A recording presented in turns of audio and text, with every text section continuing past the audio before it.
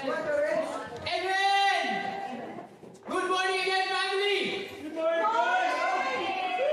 I hope you guys are fired up to be with us this Sunday worship service, amen? I'm so excited. Let's go together in prayer before we go sa worship, amen? Heavenly Father, Panginoon, maraming salamat for being us here. Salamat, Panginoon, because buhay pa kami. Salamat, God, kasi we can have this family, we can sing songs to you. Kasama yung pamilya namin, just be happy on a Sunday morning, Panginoon. God, allow your words, Panginoon, na pumasok talaga sa puso namin, maisabuhay namin, Father God. Tulungan mo kami mag-repent, Panginoon. Tulungan mo kami magbago. God, gusto namin magkaroon ng difference dito sa mundo, Panginoon.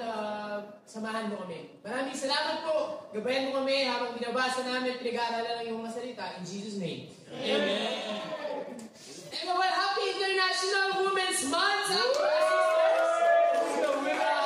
Who knows na it's Women's Day kahapon? Oh!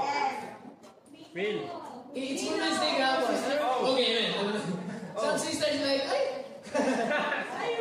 Yeah, it was Women's Day kahapon, so happy Women's Day to all my sisters. I know it's hard being a woman, amen? And women never know how hard it is. In the same way that women will never know how it is to be a man. Amen? Yeah. And just the craziness of a man. But, I've been a dad now for like 2 years and a half. Wow. Magsi 6 months na yan ako na si Ray. And there's something about being a dad that you just want the best for Ray. I just want the best for my son. I want to send him to the best school na kaya ko, amen? Hindi yung, I want the best for him. I want him to have nice clothes. Ay, dudumihan niya lagi. One day, I want him to marry the most beautiful woman. Maybe I'll be crying. Hindi ko lang. But I want the best for my son. And even for us, sa atin bilang tao, we want the best for ourselves, don't we? Yeah. Gusto mo yung the best para sa'yo? Yeah. If afford mo lang, bilhin mo yung nicest na clothes. Yes. You want to study in the best school if possible. You want to have the nicest of shoes. Let's go. It's one of my favorite things, my shoes. I love my shoes. I want the best for my shoes. And sometimes, we can think that we actually know what is best already. But you know what? There is something that's true and will always be true. What? Come on. That God knows what is best for you. Amen? Even though kahit madalas or minsan, iniisip mo mas magaling ka kay God, at alam mo yung best para sa'yo, believe me, you're wrong. Because God always knows kung ano yung the best para sa'yo. And that's the title of our lesson. God knows best.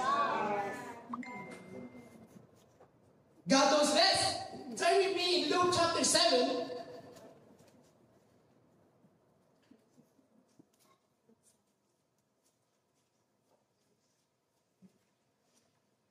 We're going to start reading in verse 11.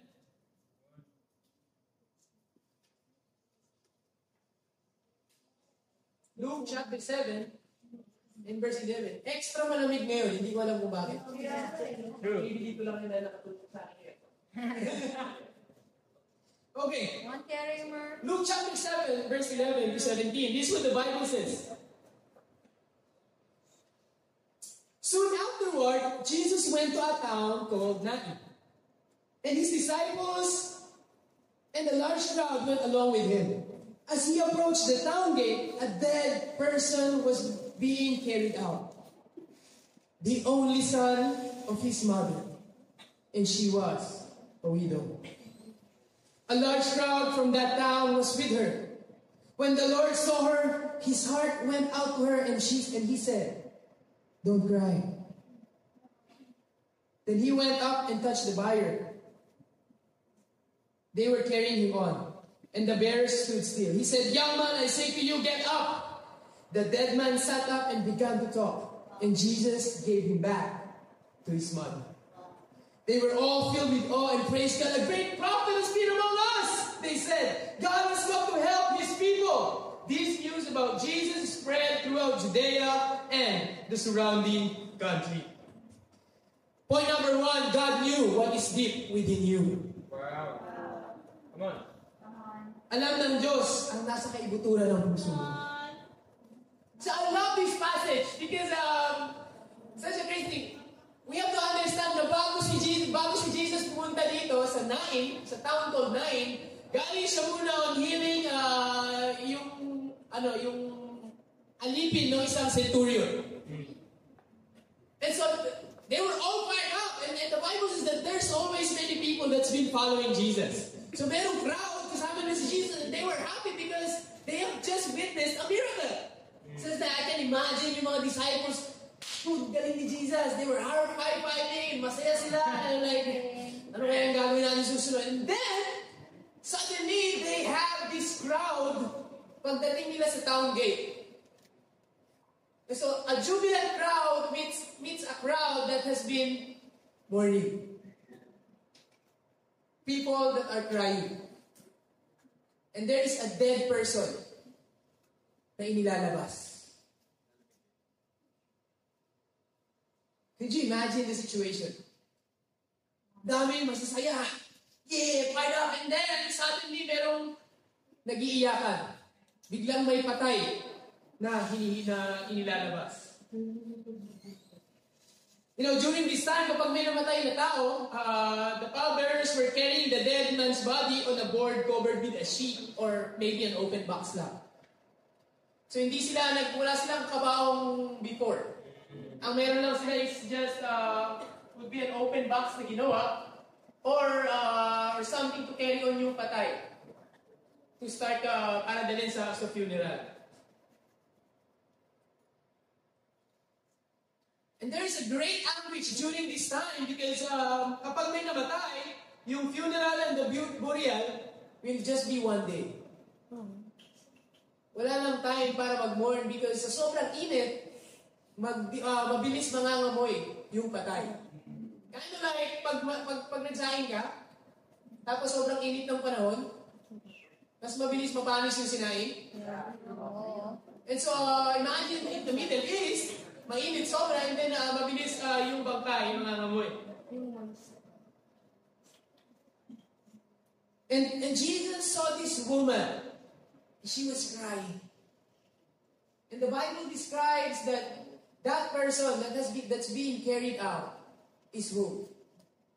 Is yung anak niya. And the Bible, if you see, in-emphasize yung Bible dito that it is the only son of his mother. This man has one and only son. And she was a widow. So it means na yung asawa niya patay na din, and then yung anak niya, patay na din.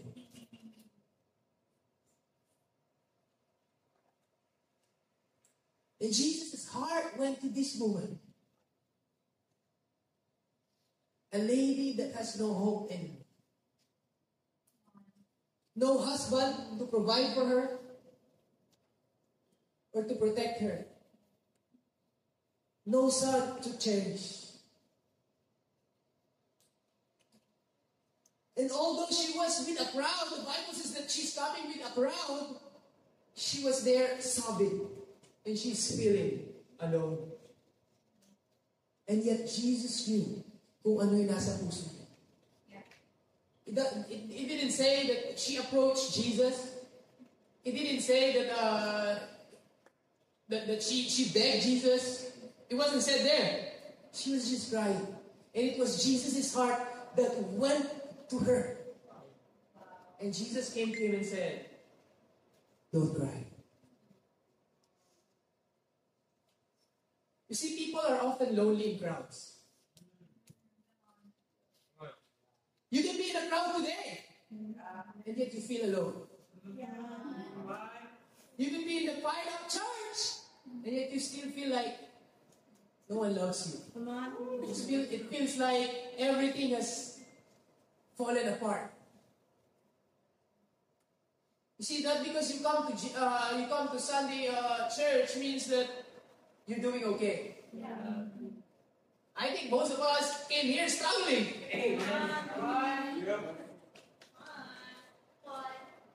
See, as disciples of Jesus, we need to be like Jesus. Yeah. And we have to look beyond the crowd. We have to look beyond the happiness and see deep down within and see the pain.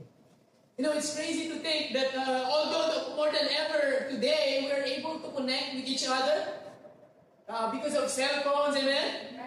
May technology tayo, mabilis yung internet, may Wi-Fi, mayroong data. And yet today, most people are disconnected. Isn't that crazy? Kung kailan, pwede tayong maging so close to each other and then, bakit parang ang layo natin sa isa't isa?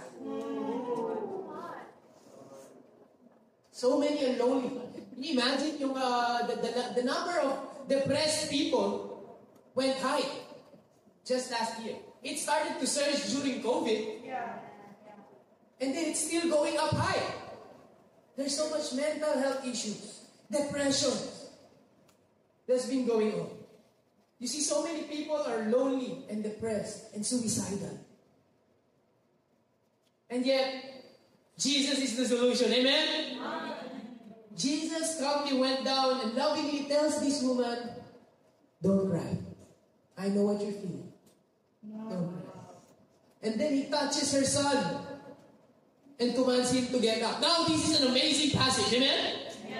Jesus told him, young man, I tell you, get up. And the Bible says that immediately yung young man, he got up and then he started talking. Can you imagine? Patay na, dala-dala na, and then siguro nabagsak ng mga nagbubuhat sa kanya yun.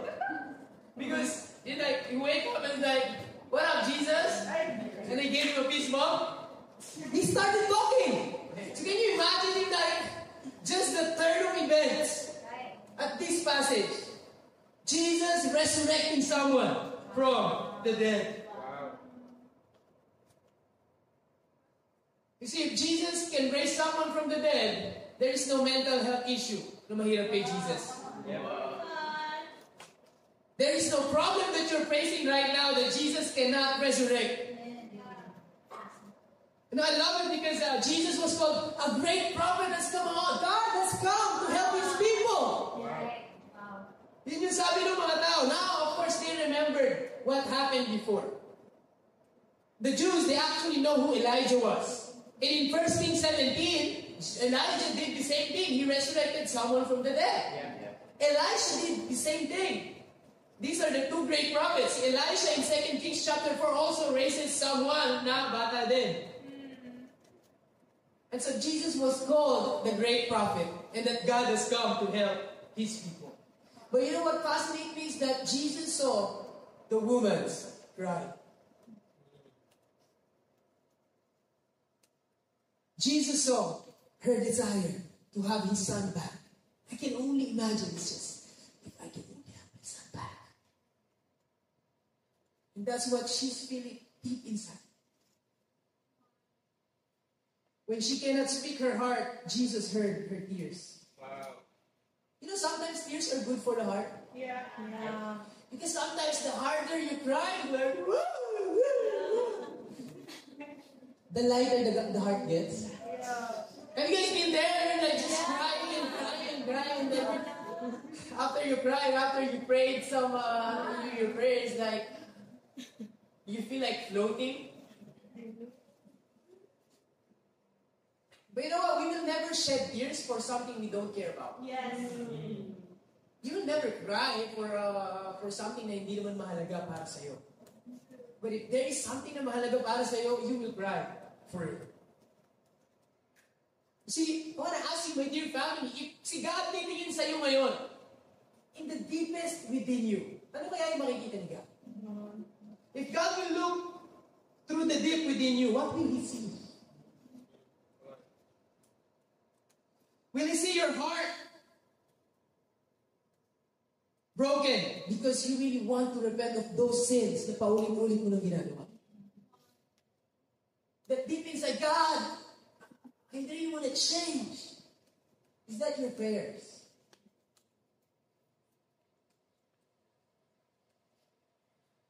Will you see your heart? That you want to, God, I want to beg for this brother. God, I don't want him to fall away. He's my best friend, God. Will you beg God for another soul? Will you see the desire in your heart to seek and save the lost? God, yung classmate ko na ito, kailangan ka niya, God. Alam ko yung story niya.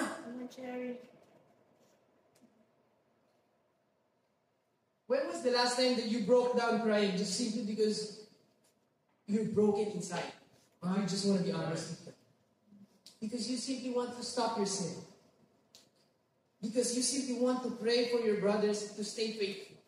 Because you want to pray for someone to come and get baptized. When was the last time that you prayed that hard? See, sometimes madaling magbasa ng Bible, pero ang hirap mag-pray.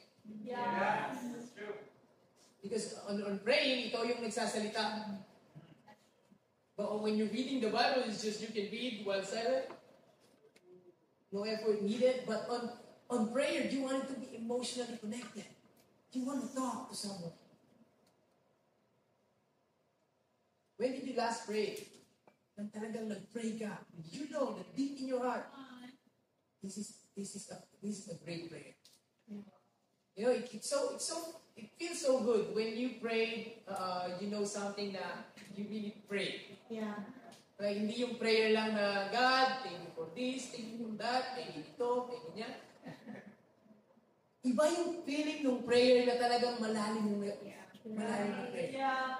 Come on. So you want to challenge us, dear family, to pray deep. To keep praying until your heart changes. Yeah. To keep praying until you love praying. You see, deep prayer moves Jesus' heart. Yeah. See, I know that this woman in this story, she might not be uttering words, but her heart, her tears were speaking to Jesus. Deep prayer moves Jesus' heart. See, the kingdom will fail not because we did not evangelize enough. The kingdom will fail because we did not pray enough. I want to challenge us to at least next 7 days, to pray for at least an hour. To pray at least an hour. See, kaya natin manood ng movie ng 2 hours. Amen? Amen? Amen. Kaya natin yun. Kaya natin magbasa sometimes for 2 hours. Can we pray to God at least an hour? Yes. I want to challenge to pray for an hour a day. Amen? Amen. Because God knew the deep within you. Point number 2. Ball. I'll be done, guys. I'll be done. Come on. Keep it Point number going. 2, God will make it clear to you. Luke chapter 7, verse 18. Read along with me, amen? John's disciples told him about all these things. This is John the Baptist, amen? Calling 2 of them, he sent them to the Lord to ask, are you the one who is to come, or should we expect someone else? When the men came to Jesus, they said, John the Baptist sent us to ask you, are you the one who is to come, or should we expect someone else? At that very time, Jesus cured many who had diseases, sickness, and evil spirits, and gave sight to many who were blind. So he replied to the messengers, go back and report to John what you have seen and heard. The blind receive sight, the lame walk, those who have leprosy are cleansed, the deaf hear, the dead are raised, and the good news is proclaimed to the poor. Blessed is anyone who does not stumble on account of me. Point number 2, God will make it clear to you. See, I love this passage because after the miracles, ni-report ng mga disciples ni John sa kanya kung ano yung nangyari. And yet, it's crazy kung ano yung naging response ni John the Baptist. Did you catch that? Sabi niya, calling 2 of them, he sent them to the Lord to ask. Tanungin mo nga kung siya na talaga yun. Siya na ba yung Messiah who is to come? Or meron pa tayong hinihintay na iba? You see, after a faithful report of like the great things that God has been doing, John the Baptist responds in doubt. It's like, ikaw na ba yun? Talaga? He was in danger of falling away. Because doubt yung naging response niya, even if he's seeing something that is good. Even if he's hearing something good. Amen? He's not seeing something good kasi nakakulong siya during this time. And he doubted because Jesus was not the Messiah or yung Savior na ina-expect niya. Because he might be thinking, Jesus, are you the Messiah? Ba't ako nakakulong? I'm supposed to be your forefather. I'm supposed to be out with you. And yet ako nakakulong. I'm suffering here. He was thinking more of what he's experiencing than of what's happening outside. And he's also, of course, hindi lang yun yung narinig niya kay Jesus, no? Because Jesus actually has become a friend of tax collectors and sinners. Jesus was going to a house of a Pharisee, of a tax collector. And so, ano narinig ni John the Baptist is just, of course, he's hearing the good news, but also he's saying, tika, bakit parang kakaiba tong Jesus na to? Hindi siya yung ina-expect ko. Jesus was a different kind of leader. And I love kung ano yung response ni Jesus sa kanya. Did Jesus say yes? No, he did not. Ano yung sabi ni Jesus? Go back and report to John what you have seen and heard. The blind receive sight, the lame walk, those who have leprosy are cleansed, the deaf hear, the dead are raised, the good news is proclaimed to the poor. Wow. Turn with me in Luke chapter 4. Come on. And you'll see kung ano yung, kung saan yung Jesus to nire-reference. In the beginning of Jesus' ministry, na-invite si Jesus to actually speak. And ito yung sinabi niya. He get a scroll and he read this. The Spirit of the Lord is on me. Verse 18. Luke chapter 4 verse 18. Because He has anointed me to proclaim the good news to the poor.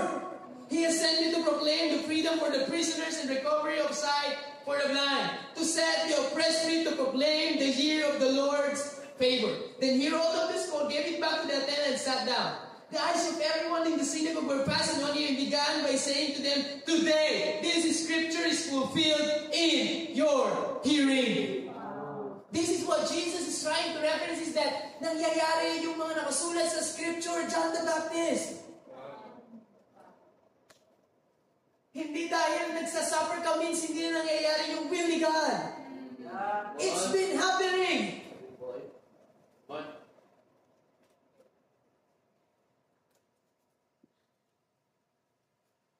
See, I love this because we just watched yung Good News Network, amen? Right.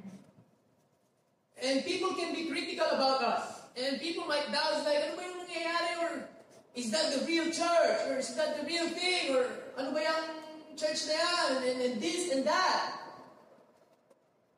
But you see guys, just look at the miracles of what God has been doing. Jesus was telling John the Baptist that I am making it clear to you that the scriptures is being fulfilled. John the Baptist, I know what is best for you.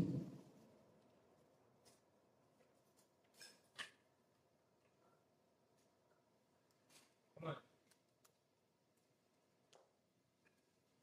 See, family, God will make it clear to us that this is God's will. That you coming in here, maybe you came from Malayang lugar, wherever it is. But I want to make it clear to you that this is God's will for you. Yeah. And maybe you're struggling hard right now. I don't know everybody's life, amen? But whatever you're going through is God's will for you. Wow. Oh, let's Because go. He knows what is best for you. And you know what? God is going to make it clear. Amen. Now, I appreciate si Jade so much. Oh, Jay. Jade was far guy. But he came back, amen? So he was hard and he's trying to apply for a job and God said no. And but now because he came back here and I love yung ginagawa ni Jade. He's been helping us in every Bible studies even though wala siya for like 3 weeks. Wow. Because this is God's will Jay. Nice. And I love it that God made it clear for Rex. That even though he was baptized a year and a half ago, and he just stayed for 3 months. He didn't experience kingdom day, guys. On that 3 months that he was a disciple. And yet, he came back because God made it clear to him that there is no place like the kingdom of God. Come on, Rex. God made it clear to Zed, amen? Wait. And Zed became our brother just last week. Yes, family, I know there are tough times. I know that it could be very hard for some of us. But this should not cause us to doubt, but to see that God is just about to do even greater things para sa iyo. God is gonna make it clear to you. What if I tell you na yung pinagdadaanan natin today, whatever it is God's way so that you can become a disciple. So that you can make it to heaven one day. So that you can become the better version of you. So that you can become actually the best version of you. You see, as we look at the final quarter, the remaining quarter of this year, we're not in the final quarter, right? Yeah. What do you see? Do you have doubts? Do you have faith? Do you see God's hand at work? Or do you see yourself just at work without God? So I want to challenge all of us today to list all the miracles that you want to see happen in your life this year of 2025. Anong gusto mo mangyari ngayong year? Gusto mo makagraduate ngayong year? No, if first year ka pa lang, maybe malabo yun, amen? So, huwag mo sulat. Next year. But if you've been struggling in your school, and 4th year ka na, graduate ka na, write it down. God, I want to graduate this year. Do you want to be a top in your school? Gusto mo maging valedictorian or honorable mention or in the top? Write it down. Do you want to see your mom or dad or a family member become a disciple? Write it down. What is stopping you? See, God is going to make it clear to you this year. But do you see it in faith or do you see it in doubt? You see, family, for me, I have a lot of dreams and I have a lot of things that I want to list down. Now, I want to see yung Greyhounds Bible Talk namin to split in just the next month. Now, I want to see si Kevan and si Cyril lead the Bible Talk in second slide. I want to see yung Bagsik Bible Talk have another Bible Talk inside this class. I want to see yung CBSWA have their own campus ministry in CBSWA itself. I want to have a real marriage ministry. I want to have not just my wife and I and Tita Rachel and Tita Ronnie. I want to have more marriage in the kingdom. More couples, pag nag-kingdom din yung mga singles. Gusto nila maging married one day. You see, what our goal is then to have 4 married couples by the end of the year. So by the end of the year, we're going to be 6 couples. No, 8 couples. By the end of the year. 1 apart, 6 couples. 2 couple na ngayon and then 1 apart. So that's our plan. But do we have faith now? See, I want the church to grow from just 52 disciples to be at 70 disciples by June. Come on. But are you guys with me in this? Come on. Are we going to fight for souls? See, God knows the best para sa atin. And I believe na yung gusto natin mangyari is also gusto rin mangyari ni God. Doubling our Bible talks, raising up new Bible talk leaders, that's what God wants, actually. We're just trying to align our plans to what God wants. And I believe that God wants even better than what we want. But are we with God on this matter? Today, family, God knows best. Huwag nating ipilit if we think we know better. Because God always knows best. Today, I want to challenge you to list all of those miracles and start praying for it. And see how God will move. Amen. Maybe you know better. But what's true is true. And hindi siya pwedeng magbago. Yeah. Maybe you know better. Yep. But God always knows best. Amen. To God be all the glory.